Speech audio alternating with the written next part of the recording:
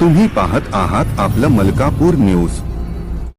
मलकापूर शहरातील 40 बिघा परिसरात जिथे शहरातील सर्वाधिक हॉस्पिटल, बँका व अत्यावश्यक सेवा उपलब्ध आहेत, त्या भागातील रस्त्याची अवस्था अत्यंत दयनीय झाली आहे। रुग्णवाहिका, डॉक्टर, रुग्णांचे नातेवाईक तसेच बँक व्यवहारासाठी येणारे नागरिक दररोज या खड्डेमय रस्त्यावरून जीव मुठीत घेऊन प्रवास करत आहेत। जर हॉस्पिटल व बँकांच्या परिसरातील रस्त्यांची ही अवस्था असेल तर मग संपूर्ण मलकापूर शहरातील रस्त्यांची परिस्थिती काय असेल? जर हॉस्पिटल व बँकांच्या परिसरातील रस्त्यांची ही अवस्था असेल तर मग संपूर्ण मलकापूर शहरातील रस्त्यांची परिस्थिती काय असेल, असा थेट प्रश्न नागरिक उपस्थित करत आहे। आपत्कालीन सेवांना अडथळे येत असून वेळेवर उपचार न मिळाल्यास याला जबाबदार कोण, असा प्रश्नही उपस्थित होत आहे।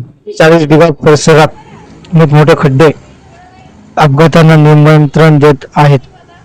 वारंवार तक्रारी करूनही नगरपालिका व संबंधित विभागाकडून केवळ दुर्लक्ष होत असल्याचा आरोप स्थानिक संघटना व नागरिक करत आहेत।